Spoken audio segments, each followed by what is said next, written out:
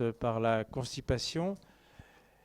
La constipation de l'enfant, c'est un phénomène qui est extrêmement fréquent, qui n'est pas forcément dramatique, mais qu'il faut savoir gérer de façon à la fois rassurer la famille et éviter à l'enfant d'entrer dans une situation qui est compliquée, de rétention de sel qui peut aboutir à certaines complications si on ne fait pas trop attention. Alors, quelle est la définition de la constipation de l'enfant? C'est une définition qui paraît un peu bizarre, qui est pas très précise, on va dire. C'est l'émission trop rare de sel trop dur. En pratique, une constipation, c'est quand il y a un problème pour l'émission de sel. Quand il n'y a pas de problème pour l'émission de sel, on considère que la constipation est absente ou peu importante. Il faut différencier ce qu'on appelle la constipation fonctionnelle, c'est-à-dire la situation qui est la plus fréquente. Énormément de gens sont constipés et c'est une constipation qui ne correspond pas à une anomalie physique précise. Et puis la constipation organique, qui s'appelle notamment la maladie de Hirschsprung, qu'il faut que vous connaissiez bien parce que vous pouvez tout à fait tomber sur ce type d'examen lors d'un contrôle ou même lors de l'examen classant par la suite. Maladie de Hirschsprung, qui est une anomalie organique dont on va reparler tout à l'heure. Alors la constipation, on l'a dit, très fréquente chez le nourrisson, 3% des consultations en pédiatrie, donc vous voyez quelque chose de fréquent. On l'a dit déjà, émission rare et douloureuse de sels, et ces sels sont à texture indurée, donc elles sont difficiles à émettre. Mais la fréquence des défécations est variable, ça va de 3 fois par jour à 1 fois tous les 3 jours. Et on considère que lorsque les sels sont de moins de 2 par semaine à peu près, c'est là qu'on est à peu près dans le cadre d'une constipation. Le problème chez l'enfant, c'est que la constipation peut induire ce qu'on appelle un cercle vicieux qui crée la constipation puis l'aggrave. En bref, un enfant à l'occasion d'un épisode de diarrhée ou d'un épisode n'importe lequel, un peu de rétention de matière, il élimine des sels, ces sels lui font mal, éventuellement déchirent un peu l'anus, induisent une fissure, cette fissure est douloureuse et l'enfant se rend bien compte que s'il veut ne plus avoir de problème, eh bien la meilleure solution c'est encore de se retenir. Plus il se retient, plus il est constipé, plus il a mal et plus il a l'impression qu'il a intérêt à se retenir. Et c'est ça le cercle vicieux de la constipation qu'il faut quelquefois être capable de rompre. Alors la constipation, elle survient parce qu'il y a un phénomène qui se passe mal et ce phénomène il correspond à une anomalie de fonctionnement, même dans le cadre de la constipation fonctionnelle, c'est-à-dire sans anomalie organique, il y a des petites anomalies au niveau du fonctionnement de la défécation. Alors je vous explique le fonctionnement de la défécation qui est relativement simple mais à comprendre et qui peut s'analyser par une sonde dite sonde de Haran qu'on verra tout à l'heure. Cette sonde de Haran permet de mesurer la pression au niveau des sphincters. Regardons un peu le fonctionnement du rectum et de l'anus. Vous avez l'anus qui est ici, vous avez le rectum qui est ici. Vous avez une innervation très importante, c'est-à-dire que si l'intestin propulse, c'est parce qu'il y a des fibres neurologiques qui font contracter l'intestin. Et lorsque vous avez une contraction ici au niveau du rectum, cette contraction elle est liée à la perception de matière. Vous savez, quand vous avez envie d'aller à la selle, c'est parce que vous avez des matières dans le rectum. Et cette contraction, elle a tendance à induire un phénomène de relaxation au niveau de l'anus, c'est-à-dire que vous avez au niveau de l'anus une relaxation du sphincter interne qui est compensée par une contraction du sphincter externe. En bref, lorsqu'il y a distension, il y a naturellement propension à éliminer la selle et pour ça vous avez une relaxation du sphincter interne qui est de fibres musculaires lisses et dans le même temps vous avez cette relaxation du sphincter interne. Si vous n'êtes pas en situation de pouvoir émettre une selle, eh bien vous avez une contraction réflexe du sphincter externe qui est lui sous commande motrice et qui empêche les selles de sortir. Pour avoir une défécation, il faut qu'il y ait cette distension, cette relaxation du sphincter interne et dans le même temps l'acceptation par la personne d'avoir une relaxation du sphincter externe. Et donc c'est cette association entre une contraction en haut et une relaxation du sphincter interne et une relaxation du sphincter externe qui permet l'émission de selle. En état, quand on veut éviter l'émission de selle, eh bien, on contracte son sphincter externe. Et c'est cette association de modification de pression qui commande la défécation. Alors, cette constipation, elle peut avoir des causes organiques, et on le verra tout à l'heure avant de parler des causes fonctionnelles. Ces causes organiques, elles sont notamment liées à l'anomalie de l'innervation du rectum et du sphincter de l'anus. Vous avez des enfants qui naissent avec une malformation congénitale qui s'appelle la maladie de Hirschsprung. Et cette maladie de Hirschsprung est une maladie au cours de laquelle vous avez une absence des fibres nerveuses normalement présentes au niveau du rectum et au niveau de l'anus. Cette absence des fibres nerveuses fait qu'il n'y a pas de fonctionnement normal du rectum et de l'anus, et la constipation est liée à cette absence de ce réflexe d'exonération qu'on a montré tout à l'heure et qui est sous la dépendance des fibres nerveuses. Alors c'est la maladie de Hirschsprung, on va la revoir tout à l'heure précisément, mais vous avez d'autres anomalies qui peuvent être cause de constipation. Il faut les connaître. Vous avez ce qu'on appelle les pseudo-obstructions intestinales chroniques. Ce n'est pas très fréquent, mais ça existe. Ce sont des enfants qui ont une anomalie globale de la motricité digestive. Au lieu d'avoir une contraction régulière de tout le tube digestif, l'intestin ne se contracte pas. Et donc vous n'avez pas de propulsion du bol fécal au niveau du côlon. Et vous avez des séquelles de chirurgie digestive de la période néonatale. Il y a toute une série d'anomalies, de malformations qui peuvent être responsables de cette chirurgie et de ces séquelles. Vous avez une constipation qui peut survenir dans des causes neurologiques. Les enfants qui sont encéphalopathes ne bougent pas, ils sont immobiles et ils ont donc très fréquemment une immobilité qui leur induit cette constipation. Lorsque vous avez une myopathie, eh bien, de même qu'il y a une atteinte motrice au niveau des fibres musculaires striées qui sont sous la commande volontaire, vous avez également une atteinte des fibres lisses fréquemment. Et puis, dans toutes les atteintes médulaires, vous avez une absence de modulation par la moelle du fonctionnement du tube digestif. Et cette absence de modulation par la moelle entraîne une constipation. Vous savez que le tube digestif est tout à fait sous la commande motrice de la moelle. Si vous avez peur, vous avez tendance à émettre des selles. Et ceci correspond à un réflexe qui est d'origine médulaire. Et enfin, vous avez d'autres causes qui sont par exemple la maladie cœliaque ou l'allergie au lait et au blé, dont on parlera tout à l'heure, qui entraîne une espèce d'inflammation et de paralysie au niveau du tube digestif. L'hypothyroïdie, qui ralentit l'ensemble des fonctions, peut entraîner également un ralentissement du transit digestif. Les troubles métaboliques, en particulier les variations du potassium. Vous savez que le potassium est très important dans la contraction de la fibre musculaire lisse ou striée. Et puis enfin la mucoviscidose, c'est un mécanisme un peu différent.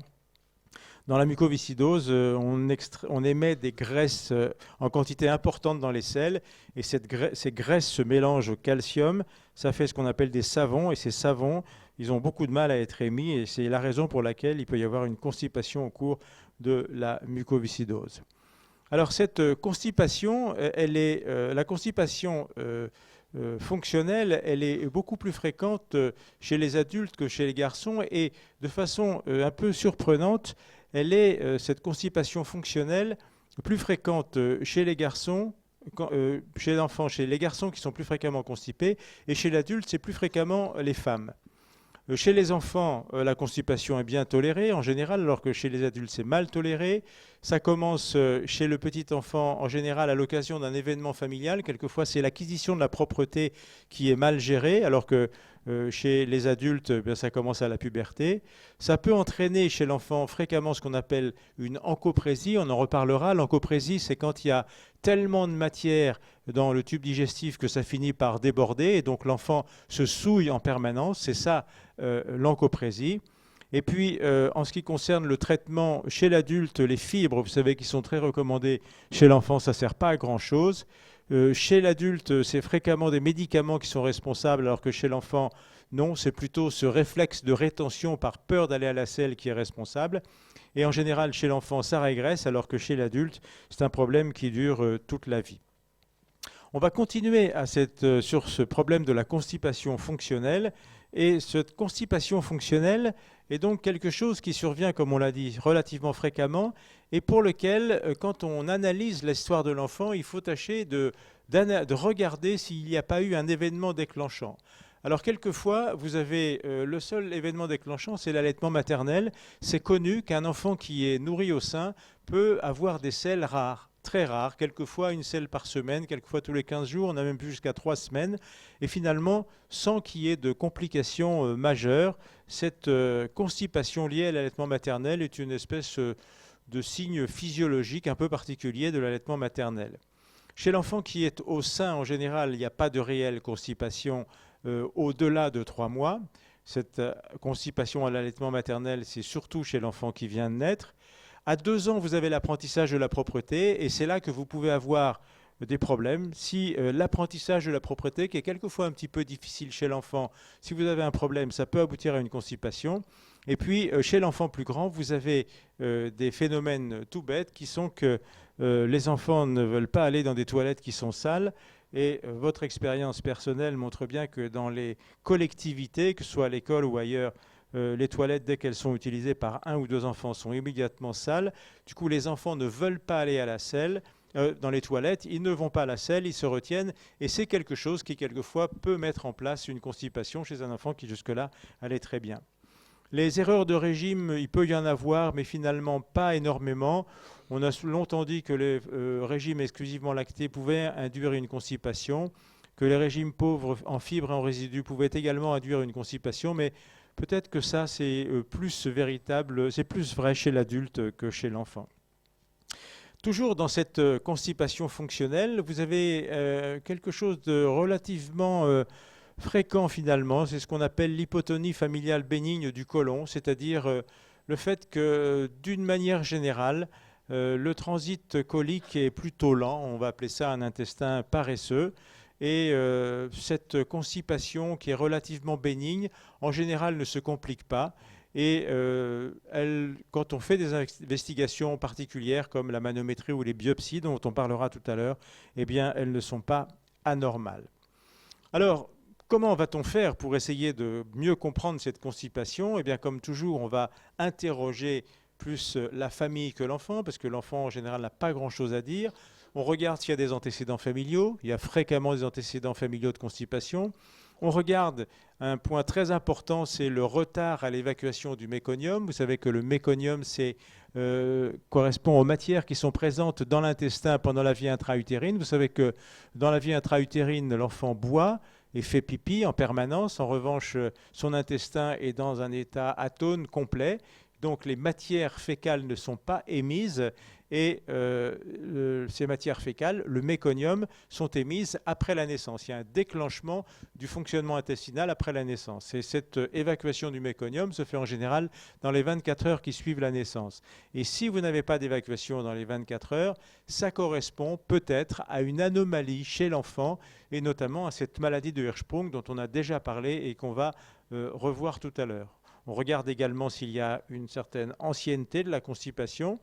On voit s'il y a des modalités particulières d'entrer dans la constipation. Vous savez que l'apprentissage, on l'a vu aussi, est quelque chose qui peut éventuellement être problématique. Les contraintes scolaires, on l'a dit, les toilettes qui sont sales, l'enfant qui ne veut pas aller à la selle pendant toute la journée, il prend son petit déjeuner le matin, il part en catastrophe à l'école, il ne va pas à la selle de toute la journée et le soir, il est constipé parce qu'il n'a pas été à la selle toute la journée. S'il continue à se retenir, il va avoir cette mise en place de ce réflexe de rétention qui va aboutir à cette constipation chronique.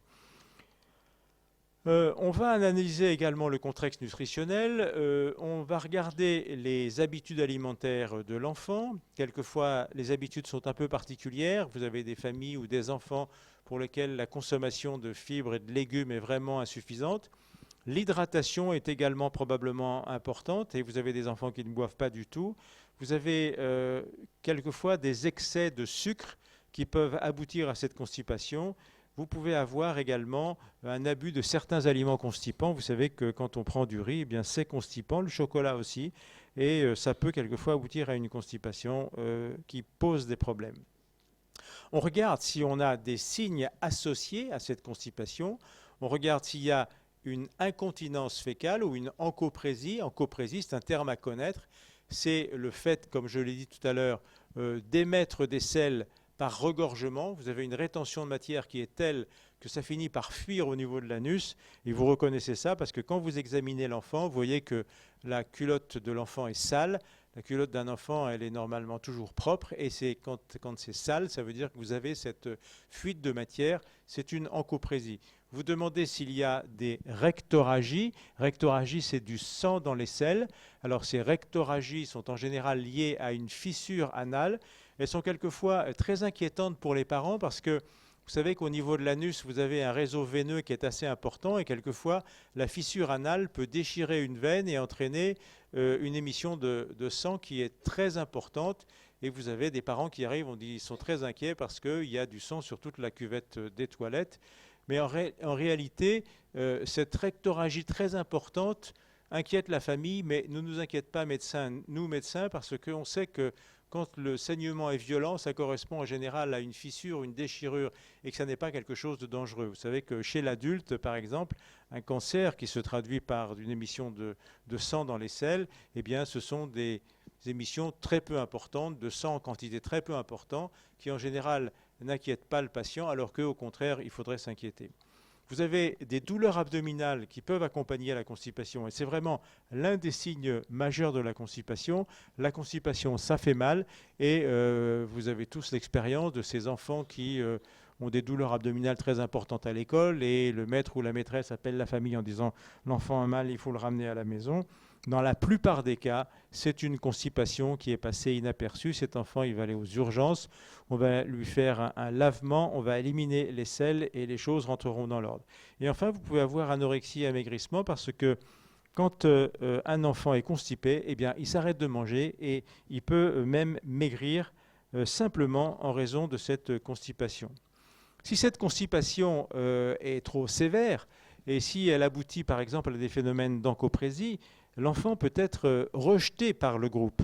Et donc, vous pouvez avoir une marginalisation de l'enfant. L'enfant peut avoir une attitude qui devient taciturne simplement en raison de son inquiétude liée à cette maladie qu'il ne comprend pas et qui le fait rejeter par le reste de ses camarades. Et on peut même imaginer que ça puisse aller jusqu'à l'échec scolaire. Quand on est dans cette situation-là, eh bien, la prise en charge pédopsychiatrique devient absolument indispensable. Donc voilà tout ce qu'il faut demander à la famille lorsqu'on est devant une histoire de constipation dont on veut essayer de comprendre la cause pour pouvoir la traiter au mieux. On va examiner l'enfant. Alors, on va regarder s'il y a un retentissement pondéral. Là, vous avez un cours de pédiatrie.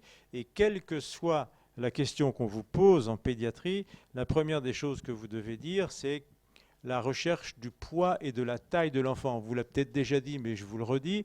Le simple fait de mesurer l'enfant, de prendre sa taille et son poids, c'est bon pour l'examen de l'enfant, mais c'est également c'est très bon pour vos examens à vous. Si vous faites des questions de pédiatrie, que ce soit à l'examen classant ou que ce soit lors de vos partiels, si vous ne parlez pas du poids et de la taille, vous êtes à côté de la plaque en pédiatrie. Le poids, la taille, absolument indispensable, et même le périmètre crânien. On passe son temps, nous les pédiatres, à mesurer si l'enfant grandit et grossit bien. Et s'il grandit et grossit bien, globalement, c'est qu'il va bien. S'il grandit pas très bien ou qu'il grossit pas très bien, c'est qu'il peut ne pas aller très bien. On palpe l'abdomen parce que l'abdomen...